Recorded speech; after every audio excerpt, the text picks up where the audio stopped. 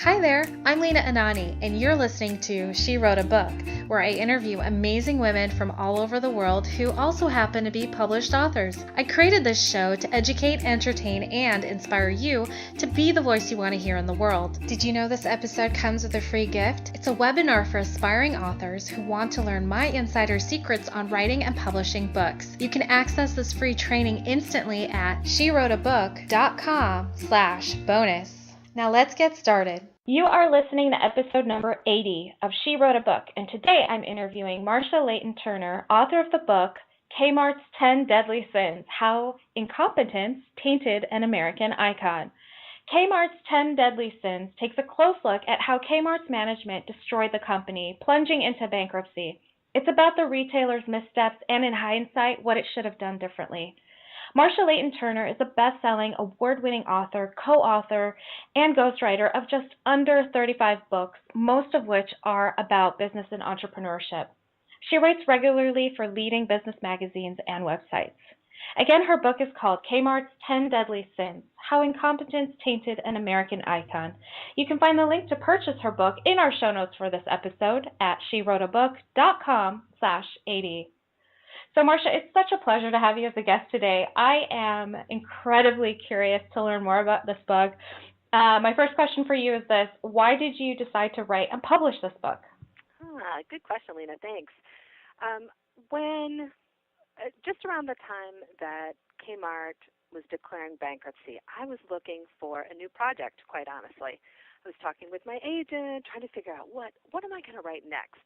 I'd done a lot of how-to books, marketing books, small business books, and I thought, I kind of want to do something different. And so we both started looking at the Wall Street Journal and New York Times to see what's in the news. And what was in the news was Kmart is going bankrupt. And I thought, well, that's interesting because they've been around so long. I wonder, I can guess at what happened, but wouldn't that be interesting to look at? And my agent completely agreed. She said, yeah, and nobody else has written about Kmart. So yeah, why don't you think about that? So I did. Awesome. Very cool.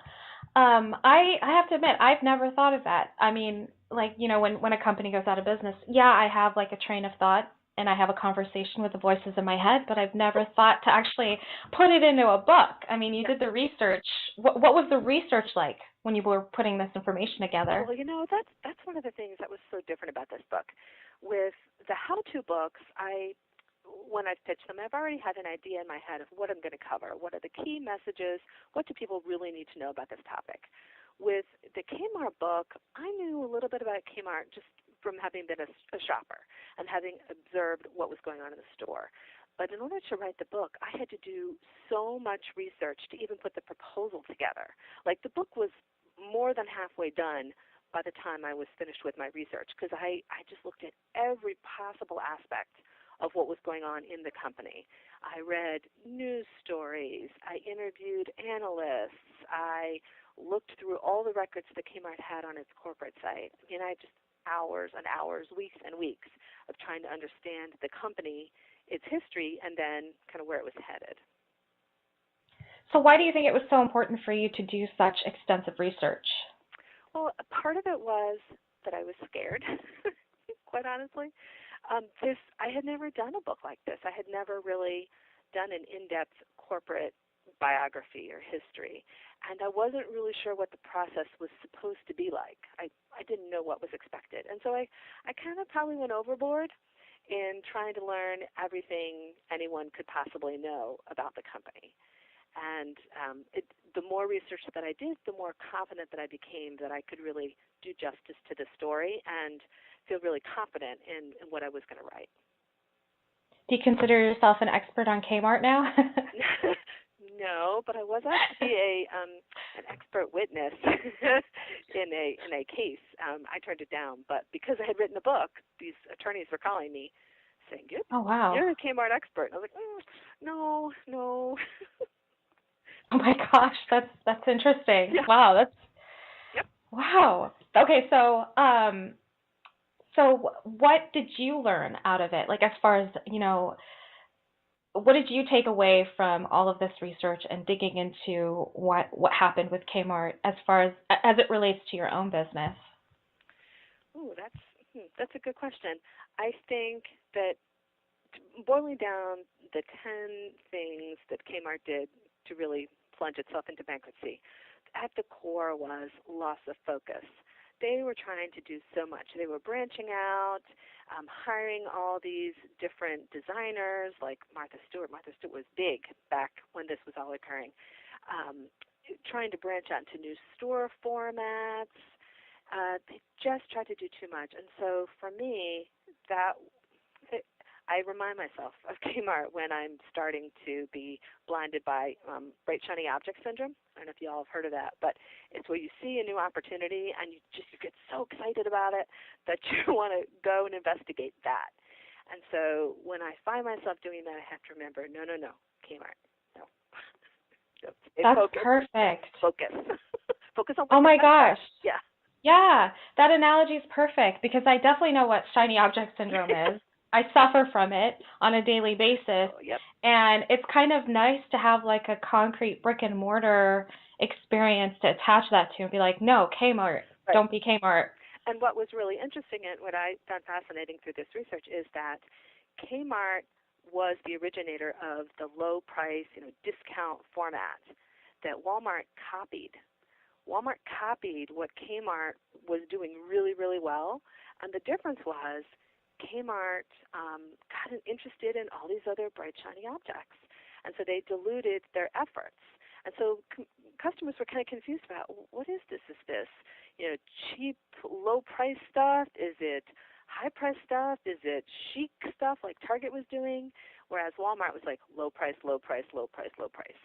And, look at where they are now. So are you talking about comparing like the blue light special to the rollback, to Walmart's rollback? Well, Walmart has always been about low price. They've implemented it or talked about it in different ways, but their focus has always been on giving the customer the lowest price possible.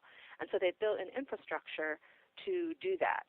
Kmart was originally about giving customers discounted prices, and the blue light special was at the core of that. But then they got rid of the blue light. They thought, well, it's kind of cheesy, and then they started upgrading their stores. And then people kind of got confused. Well, are we going to be paying more now for our products? And they were bringing in the designers like Martha Stewart, trying to go a little bit upmarket to compete with Target. But that's not really what their customers wanted, I don't think. And so they just became confused. But when exactly do you shop at Kmart? They didn't really know. Yeah. Wow.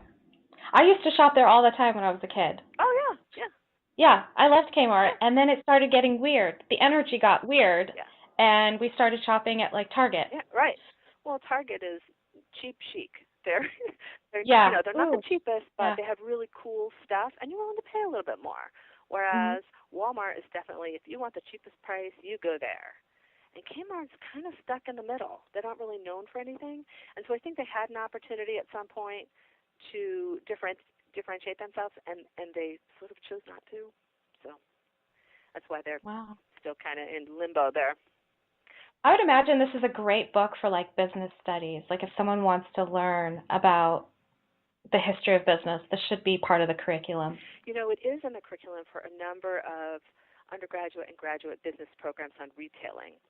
Because it does, I don't know that it's required reading, but it's optional reading in a lot of courses because it does really tell the story of what was going on in the retail world a few years ago and what the downside is of spreading yourself too thin.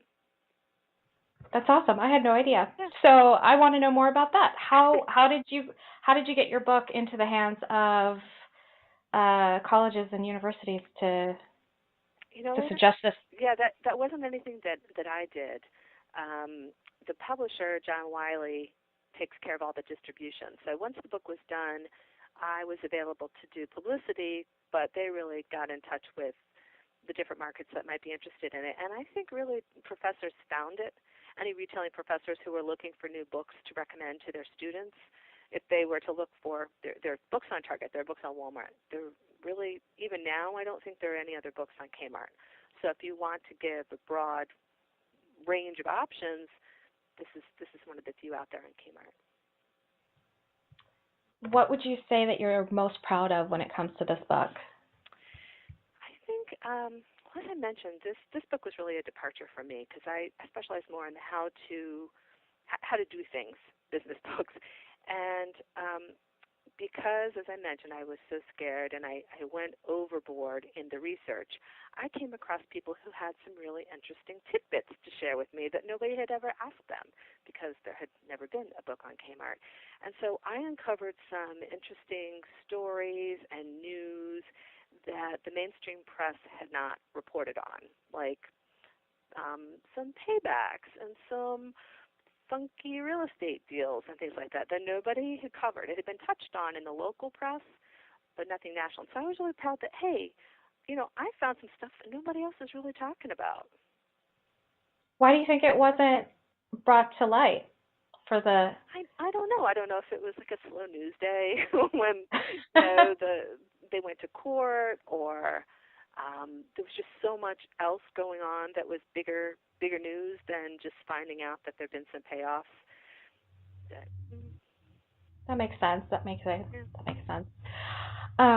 So what was the hardest part about writing your book?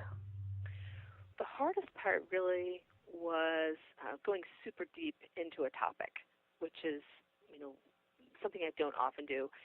Generally, when I start a book, I have an idea of what the book is going to be about. I can write an outline without doing much research. And with this one, I had the barest idea of what the book was going to be about. So I had to do so much more research and then sift through it all. And I think my outline changed like 3 times because I just kept learning so much new information that was changing the scope of the book and where the focus was going to be. So that was hard. It was different. But I'm really happy with how the book turned out. So I'm glad that I did that, but it was hard. I love how you were able to take all of that extensive research and sum it up into 10 points, which is the 10 deadly sins. I love that. For the benefit of the listener, can you let us know what the 10 deadly sins were? Sure. And let me just tell you that when we were brainstorming book titles, the one that I liked most, which my friend Rachel came up with, was, "With the last CEO out, please turn off the blue light." That's great. Bo Wiley didn't like that so much. So the 10 deadly sins are, or in this particular case for Kmart, they were brand mismanagement, not knowing its customers, underestimating Walmart, lousy locations, ignoring store appearance, technology aversion, supply chain disconnect, loss of focus, the big one, strategy du jour, which is kind of related to that, and repeating the same mistakes. Even today, I don't know that they've learned from their mistakes. Wow. Sounds like an awesome book. Marcia, what do you love most about being an author? I love being paid to learn new things every day, whether it's, working for someone else or investigating my own books. I just love being paid to learn. Awesome. Me too. Marcia. So Marcia, thank you so much for being our special guest today. We will have a link to your book in the show notes for this episode, and our listeners can find that at SheWroteABook.com/80 to learn more about our author and her enlightening book. Thanks again, Marcia. Thank you so much, Lena. Thank you for listening to She Wrote a Book. If you enjoyed this episode, then subscribe now so you can automatically get access to all new episodes, and feel free to share your inspired thoughts with us in the comments too. I'd love to hear from you. Are you ready to write your own book? Get started now with my quick and concise webinars so you can learn my insider secrets on writing and publishing your own book. Claim your free gift now at SheWroteABook.com/bonus. Until then, may you always feel good and make magic. Feel good, make magic now. Lena, Anani will show you how. Ignite that wisdom inside of you and show the world what you do. To publish, write, and promote, learn the best way to go.